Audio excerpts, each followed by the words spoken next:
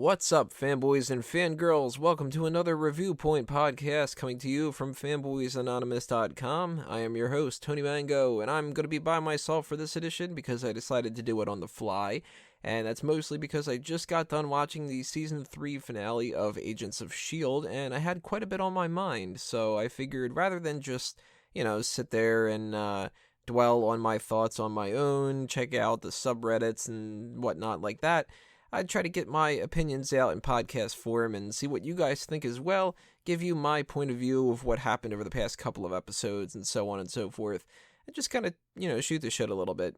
I'm going to be treating this kind of as a recap and review, sort of, and talking about the hits and the misses that have gone down throughout the season. From what I can remember, I, didn't sit there and look through every episode again. I didn't binge watch all of them or whatever. This is all kind of just from what I can remember over the past 20-something episodes or so. It's been quite a bit, and, of course we've changed from, different storylines and all that other kind of stuff, so things might be lost in translation a little bit from what I can remember and what I can't, and if that's the case, and there's a particular thing that you wanted me to address that I didn't, then make sure you leave your comments below and ask me what that is, and I'll, try to throw out there whatever I'm thinking of. But before I get started, I want to remind everybody that with anything that we do here review-wise, there are going to be spoilers. So if you have not yet seen this season and you don't want to know what happens, bookmark this, binge-watch the whole 22 episodes, then come back a little bit later on and check it out. But if you don't care and, you're okay with being spoiled, then hey, how you doing? So why not just get started here with kind of like a character breakdown thing. We have an ensemble cast, and of course people are going to go in different directions and stuff, and you're going to have your favorites, you're going to have your least favorites and all that other kind of stuff. So I guess the best thing to talk about is the way that we sort of kicked us off, which was about Gemma being missing. And at the beginning of the show, season 1, I really hated Fitz Simmons. Like, I had no connection to these characters at all. I thought that it was a dumb concept, and I love my puns, but I also thought it was a little too hokey. Fitz Simmons, they're in their Fitz Simmons, that kind of thing was just sort of ridiculous and all that. But I've grown to really like them, and now seeing Fitz searching for Gemma when she's on that planet, the name of the planet escapes me, or actually, did they even say the name of the planet? They might not have. Huh. I don't know.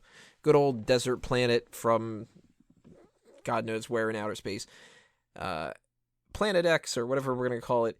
That storyline was dragged out a little bit too much, kind of, for me at the beginning of this season. I wanted it to last at least a couple episodes because, if you just resolve it all in one, then it's going to be kind of pointless. And you don't want to have the tag of a season finale that's building up to something just kind of be crapped out immediately. So about like a 3 or 4 episode arc, seems kind of good or whatever, but it did seem like it dragged a little bit here and there. I don't have too many complaints in the grand scheme of things. They needed to go in certain directions, and then they did, and whatever, but having that character Will was a pretty serviceable character, and he had his moments with Simmons that were pretty nice, pretty interesting, whatever. I liked how they tied into the idea that Hive was sort of like, what's a good way to put it? Like, they're like a cult, like demon worshipping, kind of. There's different sects of them. Some of them are more on the science side. Some of them actually did follow Hitler back in the day. Some of them were talking about just the aliens that would come and save the planet by taking us over and all that other kind of stuff. I like having different subsections of S.H.I.E.L.D. and subsections of Hydra, and you don't have to always just make it like the good and the bad. It's the corrupt and the, misaligned and crazy ones, and then ones that aren't crazy. They just have different ideologies and stuff like that. So that's kind of cool. But having Will show up on that whole planet and doing a little bit of a backstory with that kind of thing was pretty good overall. Again, some slow moments and stuff. I know that it wasn't their intention, but what did bug me about the Will and Fitz Simmons dynamic was Fitz, for a little bit there, felt like a runners-up prize. And it's mostly just the execution of how they dealt with that, because they could have gone with her just like, Will sucks and I'm so glad that Fitz is here, but you needed to kind of have some emotional impact for it and stuff.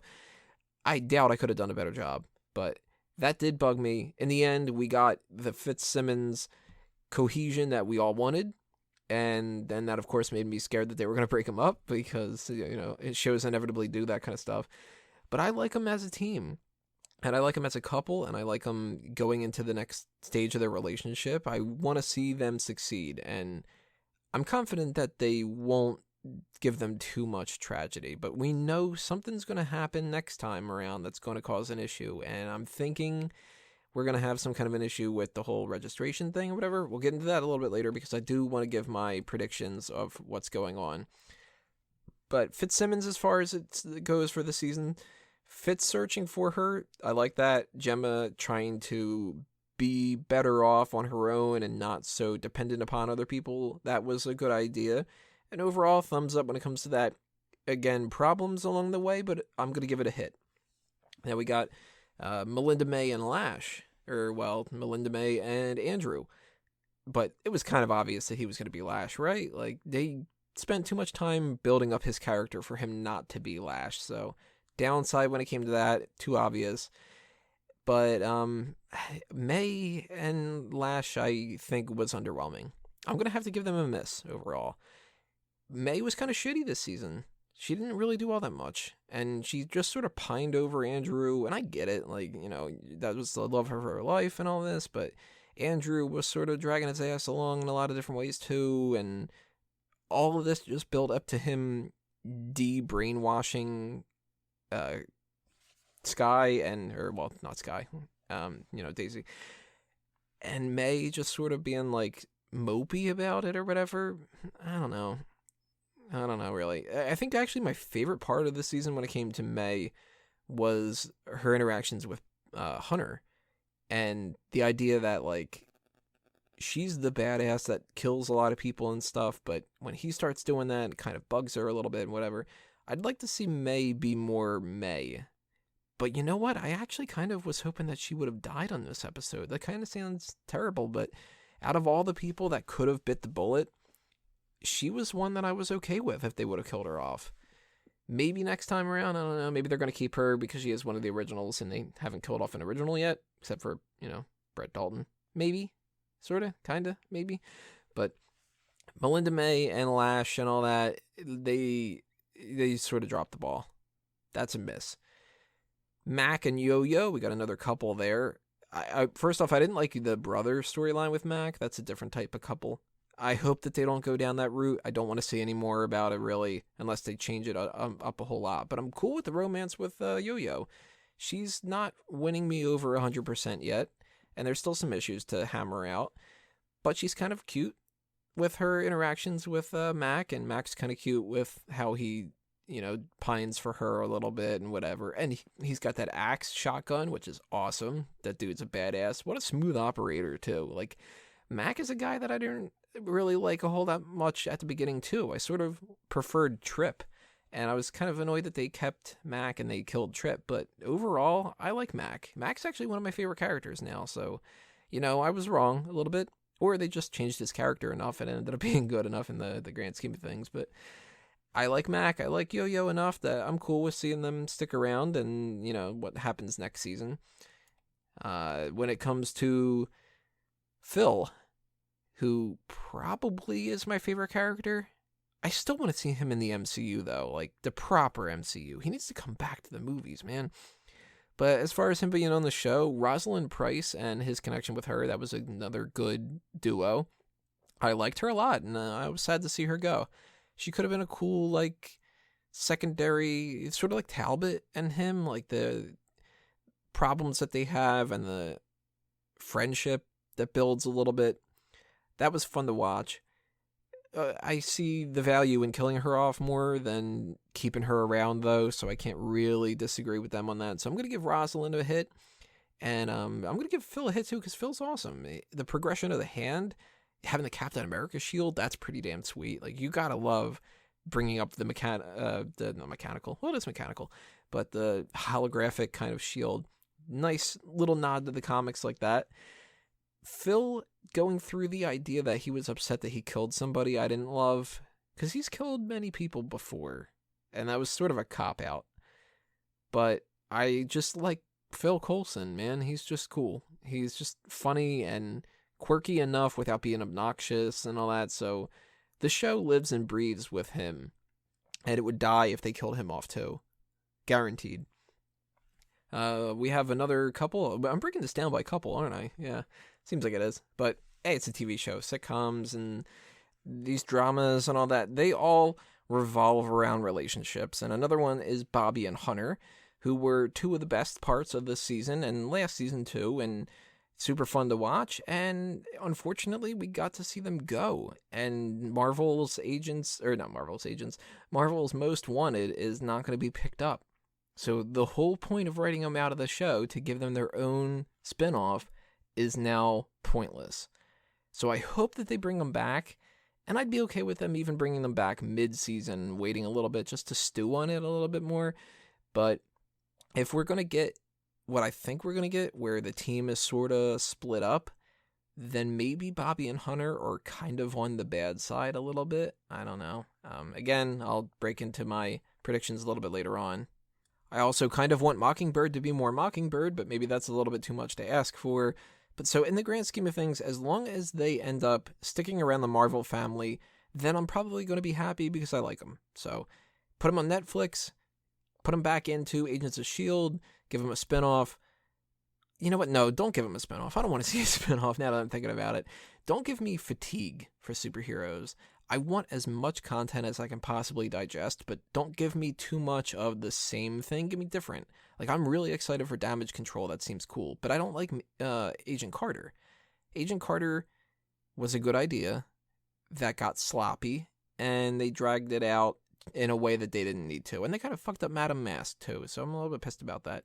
But if you're going to give me another show, give me that Punisher show that they're talking about. Give me something more like, I don't know, something that's less Agents of S.H.I.E.L.D. Put everything you can into Agents of S.H.I.E.L.D. Don't take anything out of it. You know what I mean? So we'll see what ends up happening with that. But I did like them on this season, and it was sad to see them go, so hopefully they do come back.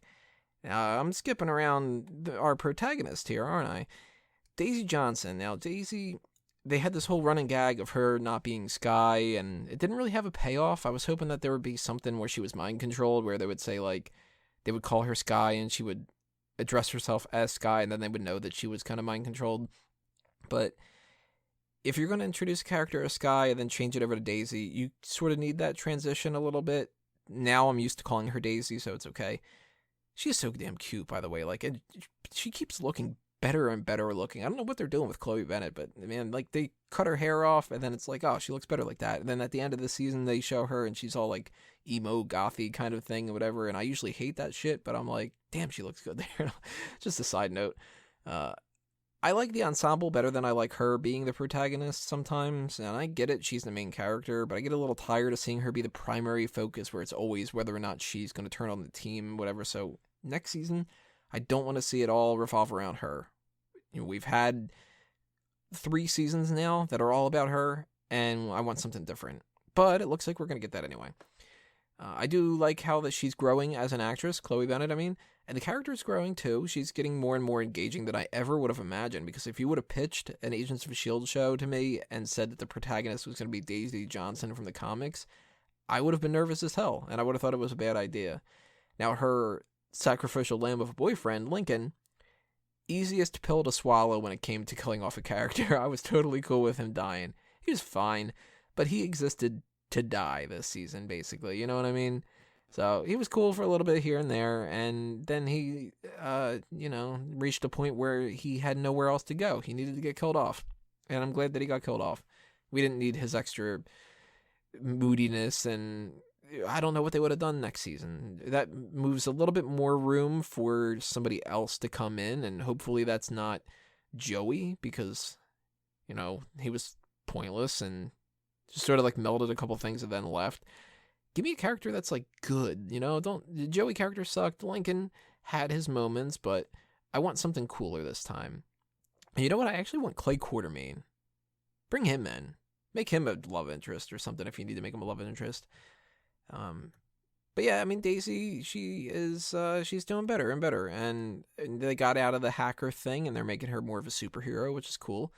I like superheroes, and now we're going to deal with Quake and doing all that stuff. So, overall, I'm going to give her a hit, too. And I didn't say it, but Bobby and Hunter, they get a hit. Marvel's Most Wanted gets a miss because apparently it wasn't good enough. And now we got Hive. Talk about Hive a little bit. I don't like that this is the Inhumans show. Secret Warriors is okay, but Inhumans was like, what's the point of doing the movie if we've got 2 whole seasons that are dealing with Inhumans? And I liked the first season of Agents of S.H.I.E.L.D. a little bit better in some ways because it was just a spy show. And I hope that they get back into that a little bit. But we've got Grant Ward. Man, I'm going to miss Brett Dalton if they killed him off because he was so cool. He's one of my favorite characters of the whole show. Kind of wanted him to be redeemed, and maybe I can buy into him being redeemed at the end there, but I don't know. I mean, I sort of wanted him to still be a good guy. And I want Hellfire to be a good guy too, because wasn't he a good guy in the comics?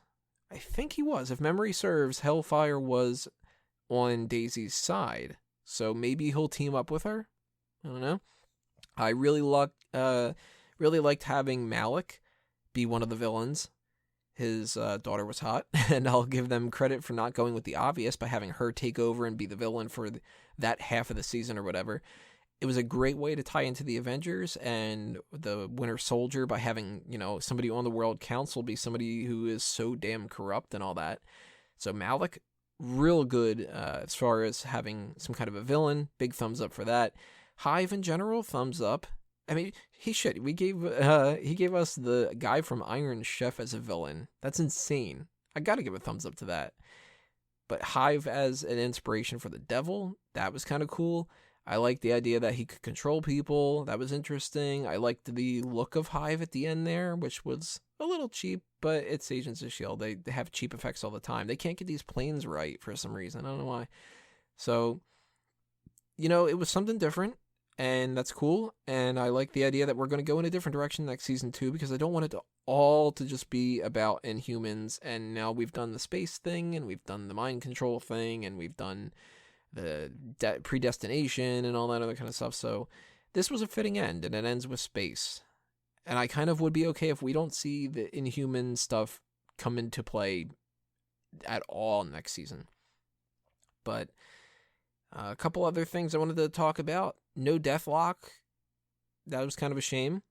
A little Captain America moment there at the end of this season with Lincoln and Daisy and the whole communications breakup and all that. That was a nice little touch. And I think I might as well just talk about my overall, if it was a hit or miss, and then my predictions. So this season, I'm going to give a hit to. There were problems, as any show would have any problems, but I think that this show has figured out what it wants to be, and that's very important because a show like Arrow, it waited so long that it turned into a shipper show, and this show is more about, let's try to do some cool, weird shit with the extra stuff with the Marvel Cinematic Universe. That's how you can incorporate cool shit into a show, not just let's make it all CW romance. Elicity's garbage. I don't watch this show anymore. The people that gave up on Agents of S.H.I.E.L.D., it's kind of a shame because it's getting better. So, hit for season 3. And as far as season 4 comes along, we've got some teases here already. We got a life model decoy, which we already had some teases before in the Marvel Cinematic Universe, so I'm not sure how they're going to tie that in. But the good side to this is that they have an out in case they ever want to bring somebody back. But the bad side is we're going to have a lot of fake out deaths, and that's going to be drastic. I'm not looking forward to all the, oh my god, they killed them off. Wait, no, it was a life model decoy. Don't do that, don't go crazy with it. 1 or 2 times in the next season is going to pay off a lot more than 10. We're going to probably get fake Quake. Doppelganger situations are going to happen, and now, since we've had the whole mind control thing and all that, it gets really tiresome to see a show where it's always about whether or not you can trust your teammates that you can ostensibly trust for sure. So I hope they don't go down that route. I don't want to see it all about fake Quake did this, and can we trust, is that the real Daisy, and is that the fake one, and all that? Do it a little bit, because you gotta do it a little bit. But don't make it the whole damn time, because then by the time we get to the ability to do the secret war and the secret invasion and all that other kind of stuff, then I'm not going to want to see it anymore. So just err on the side of caution, and it'll be so much better in the long run. Another one I don't want to see too, and I see this coming too, if we have like the doppelgangers and we also have the whole Sokovia Accords, we're going to get people split up. I think Bobby and Hunter are going to be on the bad side, whatever, the quote-unquote bad side, like the Tony Stark side of things. Fitz and Simmons are probably going to split up, because people like to do that on TV shows. I think May and Coulson are going to be on opposite sides. Coulson's going to be on Team Cap. May is going to be on Team Iron Man. You see a running theme here. You're going to take everybody who has a connection, and you're going to split them from them. So if we do that, we're going to have a lot of infighting, which probably means we're going to have a weak villain. And I don't know who the villain's going to be, because it's not going to be Grant Ward this time around. Although I'd be cool with him coming back. Like I'm totally cool with Grant Ward coming back all the time. We have this Ada, which I looked into a tiny bit now. I'm recording this literally. I started recording this like right after I got done watching it. So, I'm sure other people are going to be able to tell me a lot more information. But Ada is the artificial intelligence data analyzer created by Thomas Thompson of the Squadron Supreme, which I don't know shit about, really. It looks like it's some kind of alternate Earth thing where Hyperion's involved, and his backstory, by the way, is like as tough to follow as can possibly be, because he's got like 100 different versions. Some of them are good, some of them are bad. Whizzer is involved, and I think that he was like a Captain America ally, or at least he was for the Spider-Man animated series. He was like this lame yellow dude that could kind of run fast like the Flash, but nowhere near as good as the Flash, because Flash is like a fucking god.